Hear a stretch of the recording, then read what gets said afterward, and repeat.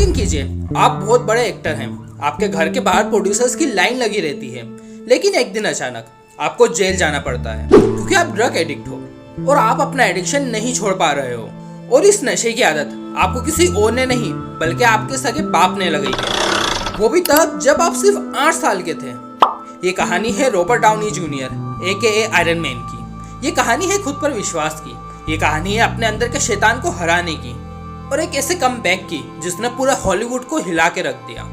Robert Downey junior का जन्म 4 अप्रैल 1965 में न्यूयॉर्क के मैनहट्टन में हुआ था। इनके पिता रॉबर्ट डाउनी सीनियर एक फिल्म मेकर थे और इनकी मां एल्सी एन एक एक्ट्रेस थी। एक आर्टिस्ट परिवार में जन्म लेने की वजह से रॉबर्ट को बचपन में ही एक्टिंग से इंट्रोड्यूस करा दिया गया था। मात्र 5 साल की उम्र में ही रॉबर्ट डाउनी जूनियर अपने पिता की मूवी पाउंड में दिखाई दिए, जो कि 1970 में लॉन्च हुई। उनका बचपन अपॉर्चुनिटी और चैलेंजेस दोनों से भरा था। रॉबर्ट के पिता ने उनको मात्र 8 साल की उम्र में ड्रग्स से इंट्रोड्यूस करा दिया था, जो कि आगे चलकर रॉबर्ट की जिंदगी में प्रॉब्लम का सबसे बड़ा रीजन बनने वाला था। वैसे तो रॉबर्ट अपने पिता से काफी क्लोज थे, पर फिर भी उनके पिता उनके लिए एक शैतान से कम नहीं थे, क्योंकि उनके पिता ही उनकी जिंदगी को नर्क बनाने वाले थे। उनकी पहली जॉब रेस्टोरेंट में टेबल साफ करने की थी। अपनी लाइफ के इस उथल पुथल के बावजूद रॉबर्ट एक ख्वाब देख रहे थे। वो एक एक्टर बनना चाहते थे। अपने पेरेंट्स के डिवोर्स के बाद मात्र 13 साल की उम्र में रॉबर्ट अपने पिता के साथ कैलिफोर्निया शिफ्ट हो गए। एक्टर बनने का जुनून इस कदर सवार था कि रॉबर्ट अपने स्कूल को ही ड्रॉप आउट कर दिया और वापस न्यूयॉर्क आ गए। उन्होंने न्यूयॉर्क के थिएटर में अपनी एक्टिंग स्किल्स को निखारना शुरू किया। 1980 वो साल था जब रॉबर्ट को फिल्म इंडस्ट्री ने नोटिस किया। उन्हें 1985 में सैटरडे नाइट लाइव नाम का एक शो में कास्ट किया गया, लेकिन रॉबर्ट इस शो में ज्यादा दिन टिक नहीं सके। अपने सेटबैक के बावजूद रॉबर्ट ने हार नहीं मानी और लगातार ऑडिशन देते रहे और 1987 में उन्हें मिला अपनी लाइफ का पहला ब्रेक, जब उन्होंने लेस देन जीरो में एक ड्रग एडिक्ट लड़के का रोल किया। रॉबर्ट की परफॉर्मेंस को क्रिटिक्स ने बेहद पसंद किया और इस तरह से उनकी फिल्म एक्टिंग करियर की शुरुआत हुई। लेट 80s और अर्ली 90s में रॉबर्ट के करियर का ग्राफ ऊपर जा रहा था। रॉबर्ट चैलेंजिंग रोल एक्सेप्ट करते थे, उनकी एक्टिंग स्किल्स अलग लेवल पर थी। और इसके बाद 1992 में आई मूवी चैपलिन, जिसमें रॉबर्ट ने लीजेंडरी चार्ली चैपलिन का रोल किया। रॉबर्ट की परफॉर्मेंस इतनी जबरदस्त थी कि उन्हें बेस्ट एक्टर के लिए अकेडमी अवार्ड में नॉमिनेट भी किया गया। मिड 90s में रॉबर्ट को अपनी जनरेशन का सबसे बेहतरीन एक्टर माने जाने लगा। वो अपने कैरेक्टर्स के डेप्थ में जाते और स्क्रीन पर एक ऐसी परफॉर्मेंस देते कि मानो ऑडियंस मूवी नहीं बल्कि रियलिटी देख रही हो। रॉबर्ट के चार्म और स्किल ने ऑडियंस और क्रिटिक को अपना दीवाना बना दिया था। जैसे मूवी नेचुरल ब्राउन किलर, जो 1994 में रिलीज हुई। ये फिल्म 2 हत्यारों की कहानी है जो लगातार क्राइम करते जाते हैं और मीडिया इन्हें सेलिब्रिटी बना देती है। इस मूवी ने रॉबर्ट की हॉलीवुड में एक अलग ही इमेज बना दी थी, लेकिन फिर आया उनका डाउनफॉल। पर्दे के पीछे रॉबर्ट स्ट्रगल कर रहे थे। 8 साल की उम्र में उनका ड्रग से एक्सपोजर अब पूरी तरह से उन पर हावी हो चुका था। 90s में उनका ड्रग एडिक्शन बद से बदतर हो गया, जिसकी वजह से वह कई बार अरेस्ट हुए।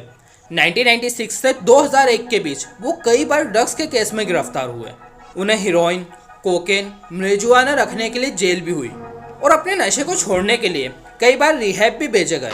एक सक्सेसफुल करियर होने के बावजूद उनकी पर्सनल लाइफ नर्क हो चुकी थी।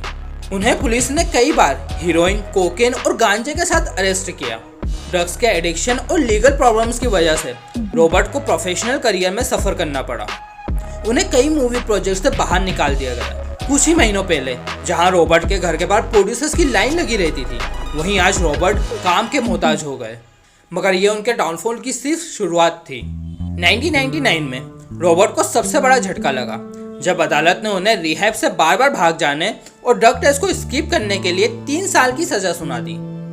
सबने ये मान लिया था कि अब रॉबर्ट का करियर खत्म हो चुका है और वह अब कभी भी रिकवर नहीं कर पाएंगे। लेकिन एक दिन रॉबर्ट ने कहा, enough is enough, I am going to change. जब रॉबर्ट जेल में सजा काट रहे थे, तब अकेलेपन में उन्होंने महसूस किया कि उनकी ड्रग्स के एडिक्शन ने कैसे उनकी सालों की मेहनत और इज्जत को बर्बाद कर दिया।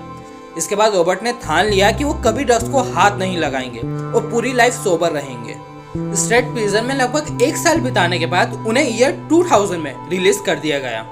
अपनी सोबरिटी को कंटिन्यू रखने के लिए उन्होंने स्पोर्ट्स ग्रुप ज्वाइन किए और थेरेपी सेशंस भी लिए। रॉबर्ट की मेहनत रंग लाई और ईयर 2003 में उन्होंने द सिंगिंग डिटेक्टिव नाम की मूवी से कमबैक किया। उनकी परफॉर्मेंस में ऑडियंस और फिल्म मेकर्स को वही पुराना वाला रॉबर्ट डाउनी जूनियर देखा, जैसे कि मानो उनकी परफॉर्मेंस दहाड़ के कह रही हो कि आई एम बैक। इसके बाद धीरे धीरे उनको रोल मिलने लगे। रॉबर्ट की लाइफ में टर्निंग पॉइंट आया 2008 में, जब उन्होंने मार्वल सिनेमैटिक यूनिवर्स में टोनी स्टार्क का रोल किया, जिन्हें हम आयरन मैन के नाम से भी जानते हैं। पहले टॉम क्रूज और निकोलस केज को इस रोल के लिए सोचा गया था, लेकिन रॉबर्ट की किस्मत अच्छी थी कि ये रोल उनको मिल गया। इस रोल ने रॉबर्ट के करियर को सिर्फ रिवाइव नहीं किया, बल्कि उन्हें most beloved and most highest paid actor भी बना दिया। एवेंजर्स एंड गेम उनकी सबसे ज्यादा कमाई करने वाली फिल्म बनी। आयरन मैन एक मैसिव सक्सेस थी, जिसने रॉबर्ट को मार्वल सिनेमैटिक यूनिवर्स का सबसे चहेता सुपर हीरो बना दिया। उन्होंने आयरन मैन में सिर्फ $4,50,000 की सैलरी ली थी, लेकिन बाद में उन्होंने करोड़ों कमाए। जैसे एवेंजर्स एंड गेम के लिए रॉबर्ट ने $75 मिलियन चार्ज किए थे। इसके बाद उन्होंने कई रोल्स को एक्सप्लोर किया। 2009 में रॉबर्ट को शेरलॉक होम्स के अवतार में देखा गया। इस रोल को भी ऑडियंस और क्रिटिक्स ने बहुत पसंद किया और अपने पहला ऑस्कर नॉमिनेशन के 30 साल बाद उन्होंने अपना पहला ऑस्कर सिक्योर कर लिया। उन्हें ओपनहाइमर मूवी में रोल के लिए बेस्ट सपोर्टिंग एक्टर का अवार्ड मिला। यह रोल हॉलीवुड के रिसेंट ईयर्स के सबसे बेहतरीन परफॉर्मेंस में एक माना जाता है।